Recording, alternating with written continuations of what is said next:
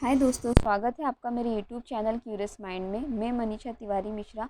आज हम पढ़ेंगे इवैल्यूएशन टेक्निक्स के बारे में। और लास्ट वीडियो में हम देखे थे evaluation of tools of evaluation के बारे में देखे थे। तो आज हम टेक्निक्स के बारे में समझेंगे। साधन सामग्रियाँ जो भी हैं उसे कहते हैं techniques. Then different evaluation techniques are used by teachers to know all the changes that take place in the child as a result of teaching। तो जब टीचर क्लास में पढ़ाते हैं तो उस टीचिंग के द्वारा बच्चे के अंदर मूल्यांकन करने के बाद किस व्यवहार में चेंज आया है, ये देखने के लिए हम मूल्यांकन करते हैं। यानी बच्चे को वो चीज़ समझ में आई है या नहीं, वो चीज़ जानने के लिए ही, वो टॉपिक समझने के लिए बच्चों का मूल्यांकन किया जाता है। There are various tools and techniques of evaluation. तो मूल्यांकन के काफ़ी सारे साधन और सामग्रियाँ हैं। Generally they are classified into 2 categories. तो जनरली वे 2 कैटेगरीज में हैं, एक quantitative techniques and qualitative techniques. तो क्वांटिटेटिव टेक्निक्स जो हम लास्ट वीडियो में देख चुके हैं, चेकलिस्ट है, रेटिंग स्केल है, क्वेश्चनियर है और भी काफ़ी सारी चीज़ें देखें हैं। आज हम देखेंगे क्वालिटेटिव टेक्निक्स के बारे में। तो क्वालिटेटिव टेक्निक्स के बारे में हम देखेंगे रिटन टेस्ट, प्रैक्टिकल बेस्ड और ओरल टेस्ट। तो रिटन टेस्ट में देखिए डिवाइड किया गया है essay type, short answers type and objective type. तो इनके बारे में हम डिटेल में देखेंगे और इनके मेरिट डिमेरिट के बारे में भी समझेंगे। प्रैक्टिकल बेस्ड आप जानते हैं क्या है, जैसे बच्चे को एक टॉपिक दे दिया जाता है और बच्चे को वो चीज़ करके दिखानी है। जैसे कि लाइब्रेरी में बच्चे को रासायनिक क्रियाएं दे दी जाती है, जिससे बच्चे वो चीज़ को करके दिखाते हैं टूल्स को यूज़ करके। देन ओरल टेस्ट में आप जानते हैं कि बच्चों से क्वेश्चन किए जाते हैं और बच्चे उस चीज़ को आंसर करते हैं। तो ये सारे क्वांटिटेटिव क्वालिटेटिव में आते हैं। तो चलिए हम देखते हैं ओरल टेस्ट के बारे में। The oral exam also oral test और viva was is a practice in many schools and disciplines where an examiner poses questions to the student in spoken form। यहाँ पे बहुत सारी स्कूल्स होती हैं जो कि ओरल टेस्ट कंडक्ट करती हैं और ये प्रैक्टिकल बेस में होता है। मतलब देखा जाता है कि बच्चे के अंदर कितना कॉन्फिडेंस है और कितनी सारी मतलब वो जो आंसर एक्सेप्ट कर रहे हैं वो दे पाता है या नहीं। तो ये स्टूडेंट के स्पोकन फॉर्म में इफ़ेक्ट करता है, यानी बच्चे किस तरीके से बात कर रहे हैं या आंसर को प्रेजेंट कर रहे हैं उस पर डिपेंड करता है। The student has to answer the question in such a way as to demonstrate sufficient knowledge of the subject in the order to pass the exam. तो अगर बच्चे को एग्ज़ाम पास करना है तो उसे अपने आंसर को डेमोन्स्ट्रेट करना पड़ेगा, यानी करके दिखाना पड़ेगा। अगर वो चीज़ एक्सप्लेनेशन में थोड़ी डिफ़िकल्ट है तो बच्चा उसे किस तरीके से ईजी वे में समझा पा रहा है, बता पा रहा है अपने वर्ड्स के द्वारा या कुछ एक्शंस के द्वारा या फिर किसी चीज़ों को जोड़ के या करके दिखा रहा है, तो वही एक वे है जिससे वो पास हो सकता है या उससे वो समझ में आता है कि बच्चे को टॉपिक कितना समझ में आया है।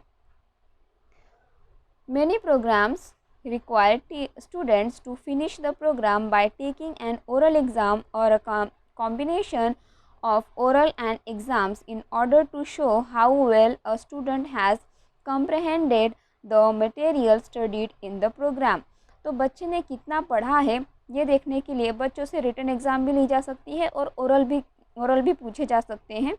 इससे ये समझ में आता है कि बच्चे को वो टॉपिक कितना समझ में आया है। जैसे कि अगर मैथ्स का एक सब्सट्रैक्शन ले लें या फिर मल्टीप्लिकेशन ले लें, तो अगर वो चीज़ हम ओरल में बच्चों से पूछ लें या फिर ब्लैक बोर्ड में करवा के देखें तभी भी समझ में आएगी कि बच्चे ने कर लिया है, या उसकी रिटन टेस्ट लेकर भी देखें तो तभी ये समझ में आ जाएगी कि बच्चे को वो चीज़ कितनी ज़्यादा समझ में आई है।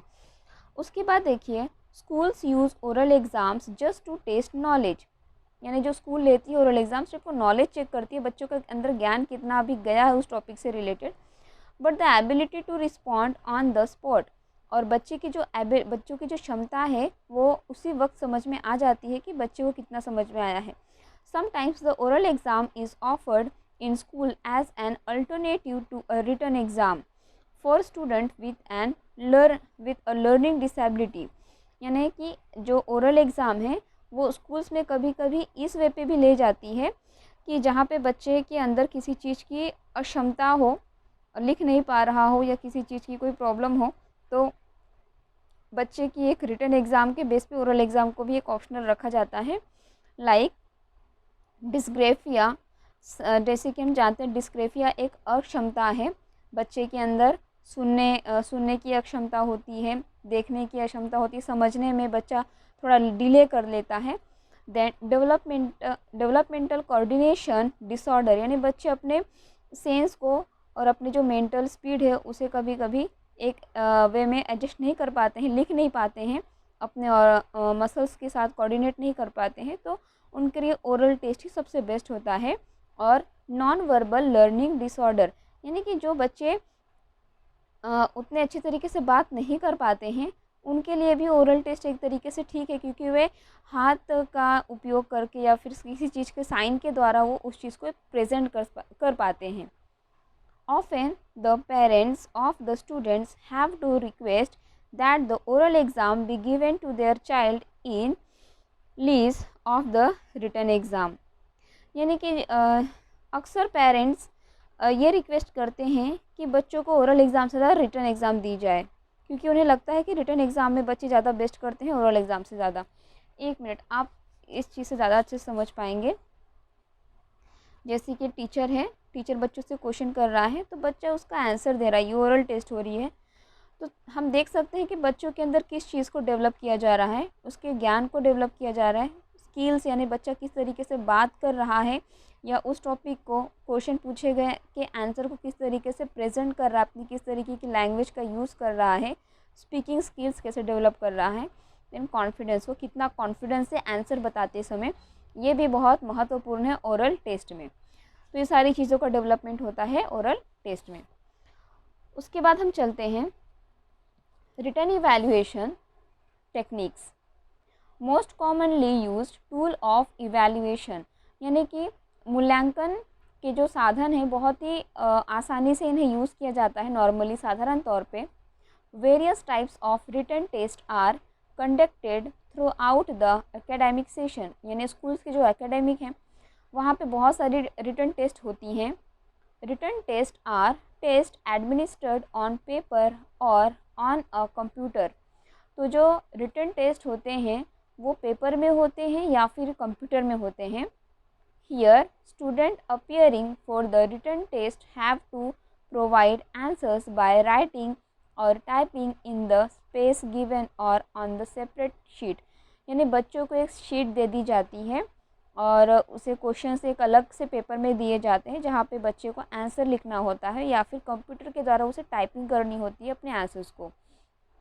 Then content of written test, तो रिटन टेस्ट के कंटेंट क्या क्या है। This includes the following types of test items, तो नीचे दिए गए हैं कुछ रिटन टेस्ट के कुछ प्रकार। Short answer, long answer, multiple choice and matching true false alternative choice, इस तरीके से उसके प्रकार दिए हैं। उसके बाद हम देखेंगे ऐसे type test. In essay type test students give responses to many questions of the curriculum in some fixed, यानी कि बच्चे अपना रिस्पांस देते हैं बहुत सारे क्वेश्चंस में जो कि उनके करिकुलम में पढ़ाया जाता है, फिक्स्ड होता है उनका करिकुलम, उसी पे वो पढ़ाई करते हैं और उस पर आंसर लिखते हैं।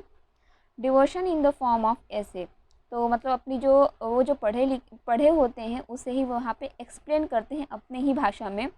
This type of test is commonly employed to check the power of memorization, expression, recognition, etc. तो ये जो एग्ज़ाम है ऐसे टाइप ऑफ एग्ज़ाम, इससे बच्चों के हम मेमोरीज चेक करते हैं, मतलब उनके अंदर स्मरण शक्ति कितनी अच्छी है, एक्सप्रेशन यानी वो कितनी अच्छे से प्रस्तुतिकरण करते हैं, रिकॉग्निशन यानी समझ के कितने अच्छी तरीके से लिख रहे हैं, इस क्वालिटी को हम देखते हैं। So that test are use to measure the levels of interpretation and evaluation of the student, तो बच्चों की मूल्यांकन क्षमता और उसके हाई लेवल को जांचा जाता है यहाँ पर। जैसे कि आप एग्जाम्पल के तौर पे देख सकते हैं ऐसे टाइप टेस्ट किस प्रकार के होते हैं। Give a description of the battle of Plassey and mention that led to the battle, यानी यहाँ पे पूछा गया है कि आप डिस्क्राइब करिए कि प्लासी जो बैटल थी, मतलब लड़ाई थी, वो किस तरह हुई, उसके बारे में आप डिटेल में लिखिए। यहाँ पे बच्चे कुछ चीज़ अपने ही लैंग्वेज में लिखेंगे। और how did tribal groups live, तो यहाँ पर भी आप देख सकते हैं बच्चे की मेमोरी क्षमता, बच्चा कितना समझ के लिख रहा है उसे। ये क्वालिटी उसके अंदर होनी चाहिए। और प्रेजेंट कैसे करेगा, यानी कि how did tribal groups live, यानी कि जो आदिवासी की जो जमात होती है वो कैसे रहते थे। Give elaborate details on the प्रार्थना समाज कैंपेन, जो प्रार्थना समाज है उसके बारे में डिटेल में आप एक्सप्लेन करिए, लिखिए। तो यहाँ पे बच्चे अपने ही मतलब वो पढ़ाई करेंगे तभी उसे लिख पाएंगे, मेमोराइजेशन है उनके अंदर। उसके बाद बच्चे अपने ज्ञान को मतलब जो पढ़े हैं उन्हें कितना याद है, प्लस अपने कुछ रियल एक्सपीरियंस भी उसमें जोड़ेंगे। उसके बाद बच्चे कितना समझे हैं वो चीज़ भी वहाँ प्रेजेंट होगी जब वो इस आंसर को लिखेंगे। आई होप समझ में आ गया होगा। ऐसे टाइप क्वेश्चन इस प्रकार से पूछे जाते हैं। अब देखते हैं मेरिट्स ऑफ ऐसे टाइप टेस्ट। ऐसे type test are easy to construct, ये बहुत ही ईजी है बनाने में। Here questions paper are short, can be prepared in a small time form and at a low cost, यानी कि ये बहुत ही ईजी होता है। आप का जो क्वेश्चन पेपर होता है बहुत ही शॉर्ट होता है, क्योंकि बच्चों को लॉन्ग आंसर लिखने होते हैं, इसलिए आप छोटे छोटे क्वेश्चंस भी दे सकते हैं। एक्सप्लेन, इलेबोरेट, डिस्क्राइब, इस तरीके के जो क्वेश्चंस होते हैं खासकर ऐसे टाइप में ही पूछे जाते हैं, और बहुत ही लो बजट में ये ऐसे सेट बन जाता है इसका। उसके बाद this test are suitable for all subjects, तो ये सारे सब्जेक्ट के लिए बहुत ही सुटेबल है। थ्रू ऐसे type test students can express their original ideas, तो जो ऐसे टाइप टेस्ट होते हैं यहाँ पे बच्चे अपने खुद के आइडियाज़, खुद के जो कल्पना शक्ति होती है उसे प्रेजेंट करते हैं। जैसे कि क्लास 8 के बच्चों को अगर हिस्ट्री में ब्रिटिश गवर्नमेंट ने किस तरह से ऑक्यूपाइड किया अपने भारत में, इस तरह का अगर क्वेश्चन आ जाए तो बच्चे मेमोराइज के साथ साथ अपने कल्पना शक्ति का भी उपयोग करके उसे लिखेंगे। ऐसे types test are very simple information conduct and operation, यानी जो ऐसे टाइप टेस्ट होते हैं बहुत ही सिंपल जानकारी होती है उसमें, और कोई बहुत बड़ी चीज़ें नहीं होती हैं, बच्चे जो पढ़ते हैं उसी को लिखते हैं। थ्रू ऐसे type test the writing style of the students can be developed, यहाँ पे बच्चों की राइटिंग जो स्टाइल होती है, राइटिंग स्पीड होती है वो डेवलप होती है। Here students are free to express their ideas in a logical way, बच्चे लॉजिकल वे का मतलब होता है कि बौद्धिक तौर पे वो सोचते हैं और उसी वे में वे लिखते हैं, एक्सप्रेस करते हैं अपने आइडियाज़ को, अपनी कल्पना शक्ति को। ऐसे type test inspire students for extensive study, मतलब कि जो बच्चे मन ही मन पढ़ते हैं उन्हें वह इंस्पायर करते हैं, क्योंकि ये बहुत बड़ा होता है पढ़ने में, और इस तरीके से बच्चे एक्सटेंसिव स्टडी की तरफ मुड़ते हैं और अच्छी तरीके से समझ कर पढ़ते हैं और उस तरीके से आंसर को कंडक्ट करते हैं। और उसके देखते हैं डीमेरिट्स क्या हैं, मतलब कि उसके ये तो हमने फ़ायदे देखे हैं उसके, अब ये उसके कुछ अवगुण देख लेते हैं। वो गुण थे, ये अवगुण है।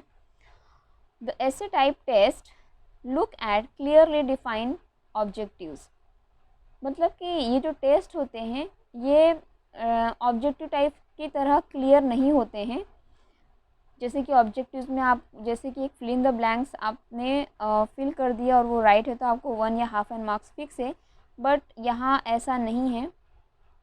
It promotes cramming and wrote memorisation, यहाँ पे बहुत ही जम्बलिंग और आपने बहुत अच्छे से स्मरण किया हो तभी आपको आंसर मार्क्स मिलेंगे। The scores of their test show variations and the results are also not consistent, यहाँ पे बहुत सारे फ़र्क देखने को मिलेंगे आपको इस टेस्ट में, और इसमें निरंतरता नहीं रहेगी, मतलब आपने इतना ही लिखा है तो आपको सभी को सेम आंसर नहीं मिलेंगे, डिपेंड करता है किसने किस तरीके से लिखा है। The personal views, opinions, ideas, etc. of examiner and examinee affect the response of a particular answers as well as evaluation, तो ये एक एग्जामिनर के लिए भी बहुत ही प्रभाव डालता है कि किसी बच्चे का पर्सनल ओपिनियन, मतलब कि उसके पर्सनल विचार, उसके व्यक्तिगत विचार, उसके देखने का दृष्टिकोण, उसकी कल्पना शक्ति किस तरीके से जिम्मेदार होती है उस क्वेश्चन को लेकर, और ये बहुत ही मुश्किल होता है एग्जामिनर के लिए बच्चों का मूल्यांकन कर पाना। सभी बच्चों का एक साथ मूल्यांकन कर पाना थोड़ा अलग होता है। Sometimes this test become time consuming, कभी कभी ये जो टेस्ट होती है ये बहुत ही टाइम ले लेती है। Proper evaluation is not possible by this test, इस परीक्षा के द्वारा मूल्यांकन करना उतना सही नहीं होता है। Candidate with good handwriting sometimes gets more marks than the one who gives an exact and accurate answer in bad handwriting. तो उन बच्चों के लिए बहुत ही प्रॉफिटेबल है जिनकी हैंड राइटिंग बहुत अच्छी है, उनके लिए बहुत ही कभी कभी वे बहुत अच्छे से मार्क्स ले लेते हैं, उनके मुकाबले जिन्होंने बहुत सही आंसर लिखा है बट हैंड राइटिंग थोड़ी ख़राब है। इस तरीके का फ़र्क आ जाता है इसमें। Evaluation of this test is hard, lengthy and difficult task in which lot of time is wasted. ये थोड़ा सा एक कठिन मूल्यांकन होता है, बहुत ही बड़ा होता है, कठिन होता है और टाइम वेस्टेड भी होता है। तो इस तरीके से इसके ये डीमेरिट्स हैं और ये मेरिट्स थे। चलिए अब आगे बढ़ते हैं हम शॉर्ट आंसर्स की तरफ। देखते हैं शॉर्ट आंसर्स किसे कहते हैं। शॉर्ट आंसर्स क्वेश्चंस और SAQ short answer questions can be used in examinations और as part of assessment task. तो ये एक मूल्यांकन में यूज़ करने वाला एक परीक्षा द्वारा हम यह मूल्यांकन में भी यूज़ कर सकते हैं short answers. They are generally open ended questions that require students to construct a response. ये एक बहुत ही खुले अंक वाले क्वेश्चंस होते हैं और ये बच्चों के जो रिस्पॉन्स यानी कि जो उनकी एक सहमति होती है उसे बनाते हैं। Short answer questions require a concise and focused response that may be factual, interpretative और a combination of the to.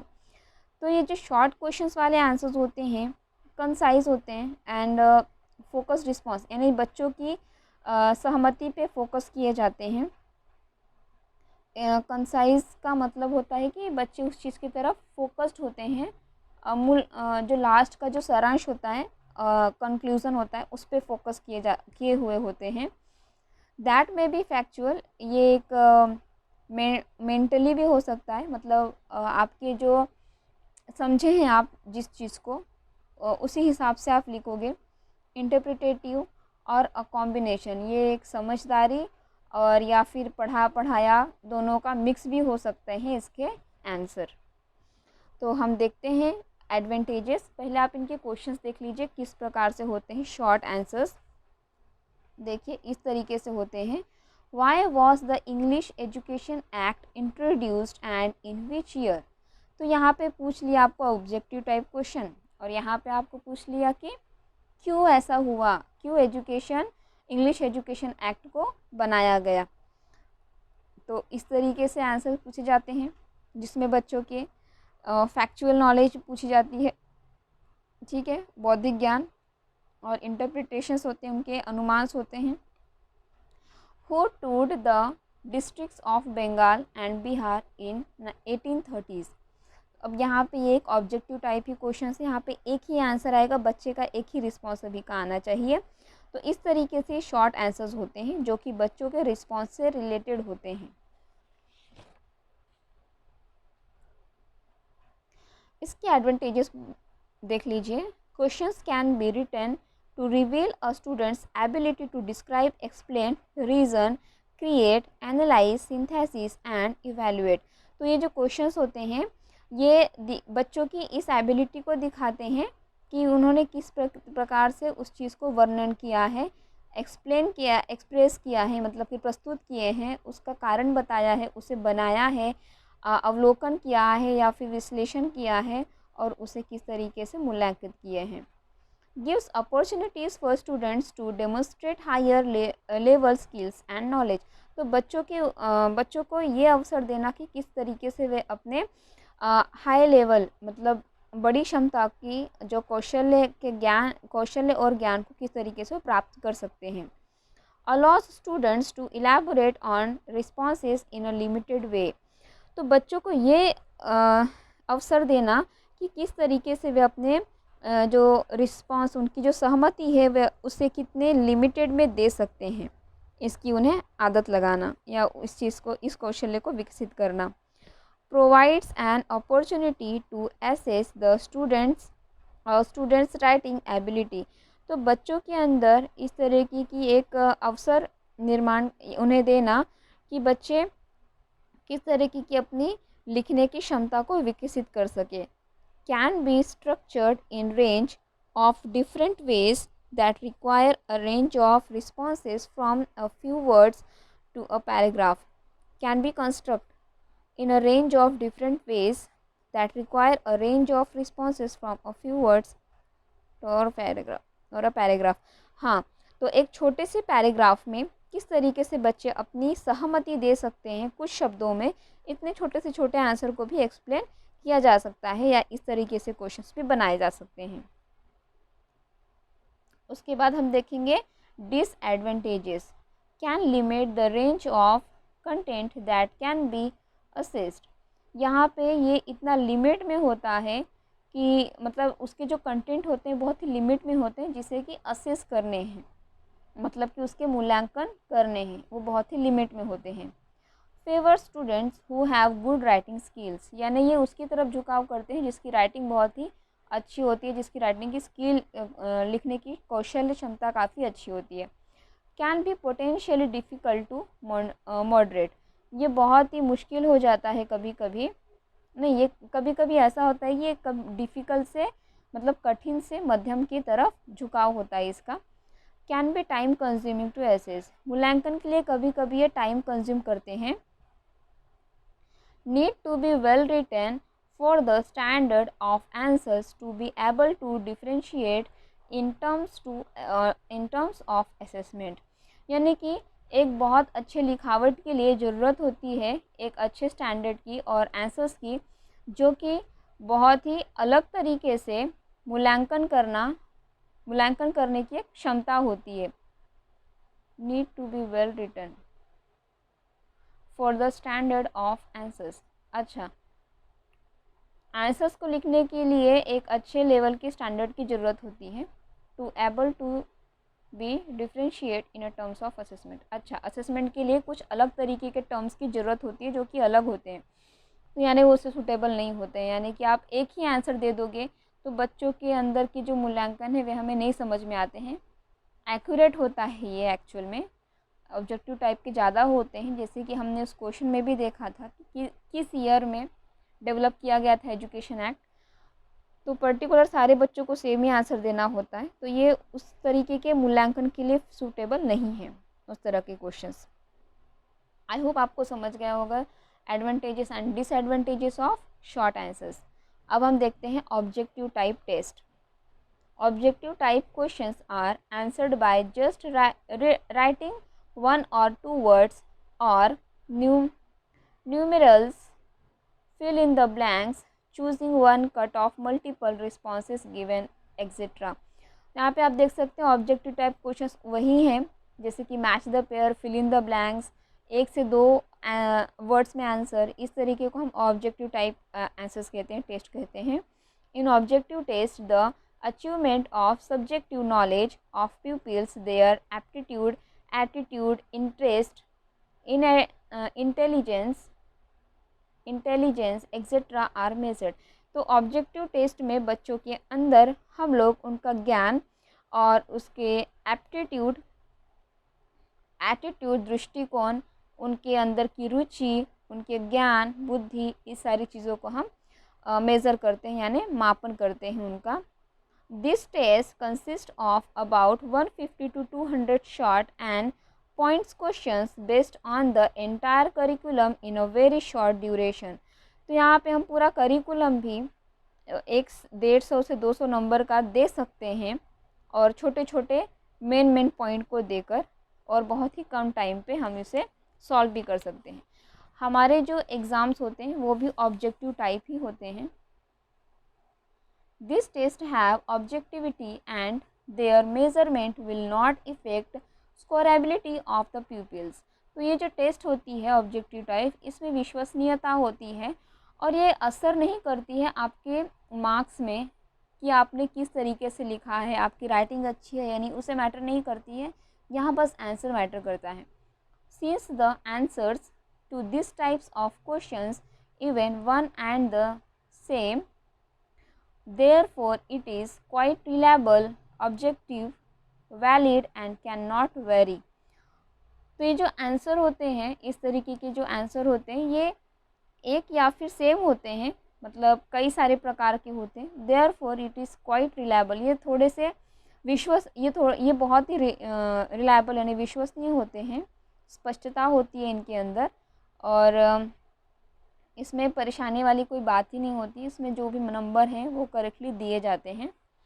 एक बार हम देख लेंगे उसी टाइप के आंसर क्वेश्चंस को. तो आप यहाँ देख सकते हैं ऑब्जेक्टिव टाइप क्वेश्चंस किस प्रकार से होते हैं. यहाँ पे मैंने एक ही टाइप लिया. वैसे मैच द पेयर्स भी होते हैं, और कभी कभी इंसिडेंट्स को आपको रीअरेंज भी करना होता है. इस तरीके के भी आंसर्स क्वेश्चंस होते हैं.